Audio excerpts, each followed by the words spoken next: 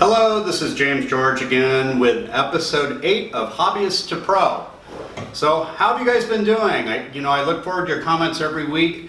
We got a lot of great discussion kind of off the YouTube channel, but yeah, it was great. I got a lot of ideas on our show, showmanship, and how you can come across and connect with an audience. Yeah, I did a show yesterday. It was pretty interesting. I got a lot of fantastic compliments, people asking for my business card. That's when you truly know that you've reached the level of being a pro, is when people start to ask you for your business card and want to hire you, or right at that same event you end up booking other events. Then you know that you are on the right track, and that's going to take you a couple years to get there.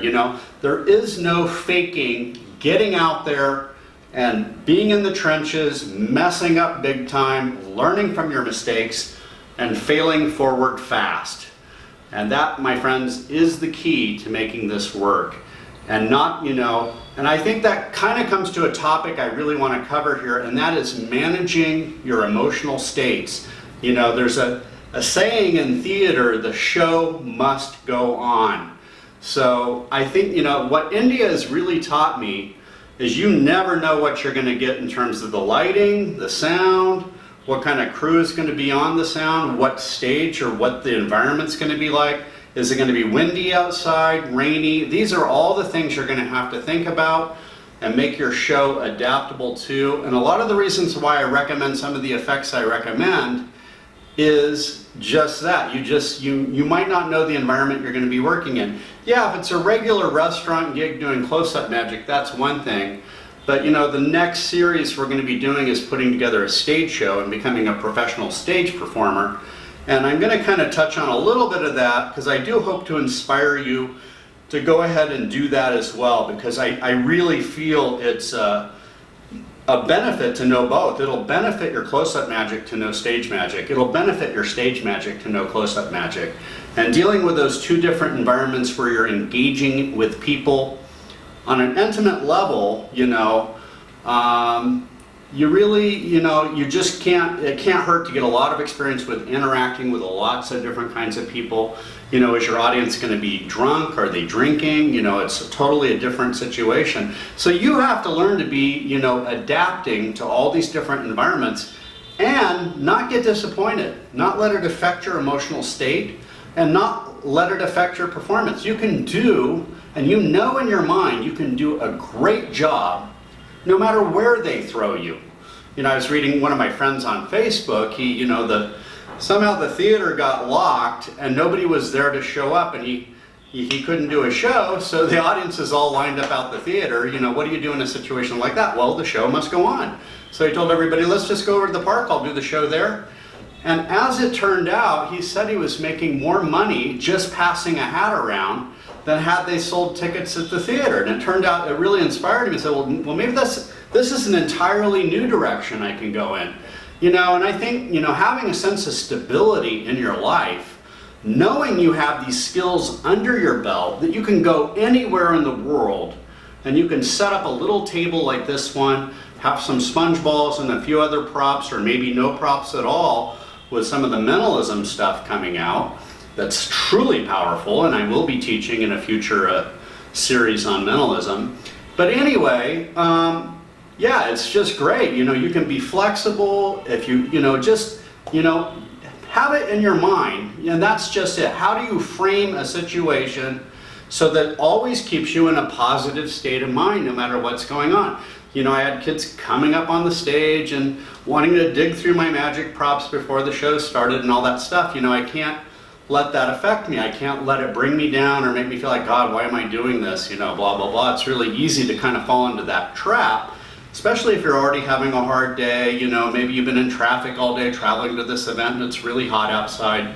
Who knows? But the thing is, and I think that's really the journey that this magic provides us with, is it really is a powerful transformational tool in terms of who it's going to turn you into as a person by overcoming all these obstacles and still being able to get out there and do a fantastic job and make your client look good who hired you, because that's what's going to get you hired again and again and again and turn this into a real career for you. And if you never make it that far, and I know most won't, you'll understand why, because it takes being able to manage your emotional states. No matter what gets thrown at you, you got to be able to put a smile on your face, be full of energy, and get out there and do a fantastic job. And I'll tell you what, I messed up on a couple of my illusions yesterday, and I wasn't real happy about that. But you know what? The people at the end of the show are saying, wow, what a fantastic show you did. Even though I messed up on a couple, in my mind I'm going, wow, that was a bunch of crap. I know I can do better. I know I will do better. And and when you fall down like that, it should be pushing you to even rehearse stronger, to get in there and figure out why. What are the solutions to those problems? And maybe sit down and brainstorm up 5, 6 different things. So yeah, I just wanted to cover that. I think it's a really powerful thing, and if you continue and commit to doing this course, commit to getting out there, and I think many of you should be getting to the point where you have maybe 7 or 8 tricks under your belt. Each episode, I try to cover a different thing. We covered the sponge balls on one of the past episodes, so I'd like to see, send me a video of you doing this vanish, of doing your fake transfer and making that ball disappear. And you should be doing this 10,000 times so that you can do this just in your sleep, so it really looks like that ball's disappearing. And then practice it in front of the mirror again and again, and it really should visually look like it goes in your hand. And the other thing, again, make sure that your hand is staying, somewhat puffed up so that it looks like there could be a ball in there. I know a lot of people are tending to go like this, yeah, you can squeeze the sponge ball like that, but the idea is to create an illusion that you're really putting the ball in there. And that's what you want to do. This is a powerful effect. It gets a shock reaction, and definitely one of the foundation tricks like we've already discussed in an earlier episode. But I wanted to talk about that again. It's such a powerful trick. And so yeah, I'd like you guys to post, what effects are you working on? Maybe you're doing an ambitious card routine, maybe an oil and water routine. I'm thinking about covering my handling of that. So we'll cut it right there. Let's talk about how do you manage your emotional state. And that has to do with how we frame the events that happen to us in our life. How do we frame a situation? Does this equal, the end of the world for us in terms of something bad happening? Or how can we spin it around? How can we make lemonade out of lemons? That was pretty funny. And Jodie Foster in Little Man Tate, if you saw that movie, she said, well, this is shit. What do I make out of this? And well, fertilizer, so that was my answer anyway. So yeah, you can always take something, I find in my life that the worst things that have happened to me end up looking back in my life have been the absolute best thing that has happened to me. And I believe very firmly that everything is happening exactly right, for where you are in your own emotional or spiritual development. I know there's a lot of different takes on that, and religions get into that. Philosophy gets into that, but there's just something about a human and the human spirit that's not going to be faked. We know when we're working hard at something, we can't just give you an award that's meaningless, just because someone will feel bad. We can't do that. It's faking reality. You cannot fake reality. You can't give someone self-esteem. It's like in the movie The Wizard of Oz, where the wizard's handing out the medal for the lion's courage and giving, the Tin Man a heart. We have all those things already. The message there is that, are you looking outside yourself, or are you looking inside yourself to know that those things are already there? You're already there. That's the thing. When we give our power away is when we're looking for something outside of ourselves, And in the case of magic, we're looking outside of ourselves for maybe some trick, or we see some guy do a trick on America's Got Talent. Well, you got to understand something. The attention span of the audience there is probably about 5 minutes. They're going to forget about that trick, and I feel like I'm a failure if they focus on my tricks or talking about my tricks after the show. Or are they talking about me, what a great job I did, you know? To me, that's when I've been successful, is when they've almost forgotten about the magic and they're really talking about how much fun it was, my personality, or my ability to connect with the audience, be emotionally moving, you know, do some trick that's sentimental in nature, you know. Copperfield uses a lot of this in his shows. I highly recommend going through and studying all of his episodes. Every single one of them you can learn really something great about. There is a reason why he's the greatest illusionist in the world, you know, and I don't think that's an arguable point. Yeah, there's a lot of other great magicians out there, but nobody comes close to, in terms of his theatrical presentation and him kind of being the first one. You know, David Blaine's kind of gone in a different direction entirely, which is great. I think he's brought magic into the 21st century and had it survive us, you know. And in India here, I still feel like we're stuck in the dark ages a little bit with the costuming, the way everybody dresses with the top hat and the tails, and, you know, that's not really staying with the 21st century, you know. And when I did my show yesterday, I'm wearing a t-shirt and blue jeans, you know, and people are looking at, well, aren't you going to put your costume on? Well, no, it's not about my costume. It's about me. It's about me doing a fantastic show for that audience. It has nothing to do with the costume.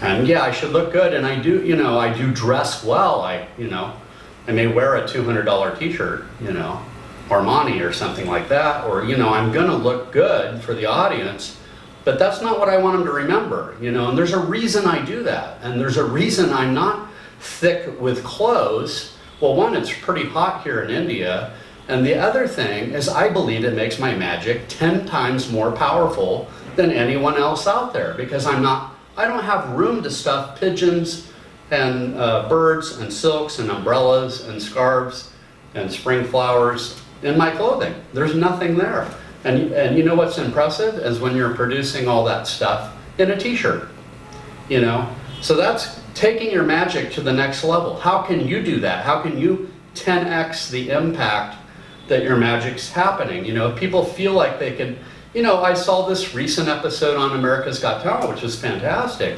This guy had just a metal board. It was really kind of the episode Copperfield did, where they locked him in the safe in the exploding building, and then he appeared on this table. It was kind of a new spin that this illusionist came up with, and he had members of the audience come up, kind of circle around the table, and he put Heidi Klum and one of the other gals up on the table and had them hold up the cloth, and he just instead of appearing in the audience, he went out into the audience, stayed in the green room there, and then instantly appeared on this metal sheet on the stage. It was really impressive, really simple illusion. It was, you know, pretty spectacular, though it had far more impact than something an illusionist might spend $30,000 or $40,000 on.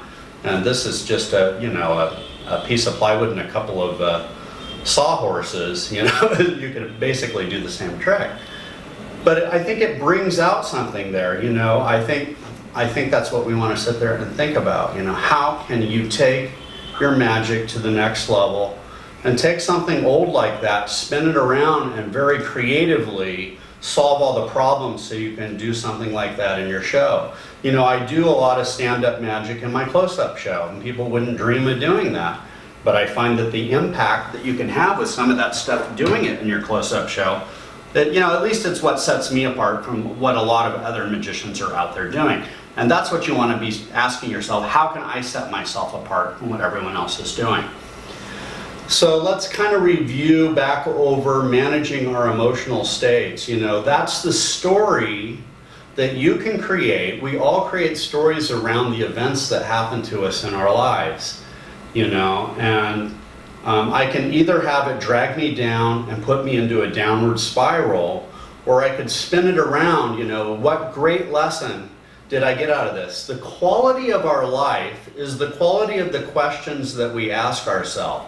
You know, if I'm asking myself better questions, what great thing can I get out of these mess ups I had in my show yesterday? How can I do it better next time? How can I have it so this isn't going to be a problem in the future? And how can I make this effect 10 times more powerful? You know, be asking yourself that every night before you go to sleep. How can I make this trick 10 times more powerful and have 10 times the impact that it's having right now. In terms of what I do with the audience, I just, even my Dean Dill's box routine, I'm gonna have to demo that for you guys. I think it's one of the greatest pieces I do in my show. And it's getting better and better because of just little small details, little small changes, and I'm making in the presentation really takes the impact. If I'm kind of just taking things for granted because I already know the secret to a trick, and I'm not really thinking about the audience's perspective and kind of projecting my mind as if I'm the spectator watching this for the first time, that's a very challenging thing for us to do. To sit there and put myself in the position of an audience member who's never really seen much magic in his life, and that's often the case for me here. How can I present it in a way that's going to triple, quadruple, or 10 times the impact? And that's what I want the answers to. And don't forget, you got that powerful computer right between your ears, and it's going to sit there, and because you've programmed that question, and you're writing down your goals of where you want to be in 6 months from now with your magic, and you're committing to doing it, you're putting the time in, you're rehearsing, and getting some of the classics. That's the other thing I want to talk about is don't really have it be about the tricks and the magic right now. Get the 10 simplest tricks that are extraordinarily powerful, that have great impact already, and are easy to learn and easy to master, and can get you out there working and getting in front of an audience. That's where you want to be right now. Don't worry about mastering some real technical, difficult, thing that people honestly aren't really going to care much about. I'm sad to say. I watch these guys flipping the cards around. Yeah, that's exciting for about 5 minutes, maybe less, maybe 3 minutes. That's going to bore an audience to tears. They're going to go, oh, wow, that's cool that you can do that. But, it's not. The problem is it's not about the audience. It's about the guy, doing all this stuff. It's like a juggler. If you're not engaging the audience, you're not having it be a fun time for them where they're involved, they're learning, they're having fun, they're overcoming challenges. That's how I do my juggling show. And I feel like a lot of people feel that even though I'm not the best juggler, they think my show's 10 times better than a lot of the other jugglers here who can do 5, 8, 10 balls. Because I make it a lot of fun. I make it fun for the audience. I make it so everybody's having a great time, and I think it's something to think about. Just getting beyond all the I can do this and I'm better than everybody attitude. I don't think that's what it's about. And if you go down that road, I think it's going to be a long, hard road. So, well, again, I think we're going to wrap this up. I've blabbed on here quite a bit. So I really look forward to your comments. I look forward to how we can bring you even some more great content, and how can I 10x my channel right here for you guys so that you can get out there making great money, being a performer, and live the life of your dreams. Travel the world like I do, and be doing shows in the Maldives and Bangkok and Cairo, all over the world. There's no reason why you can't be doing the same thing. And all right, guys, until next time, be the magic, because you are the magic.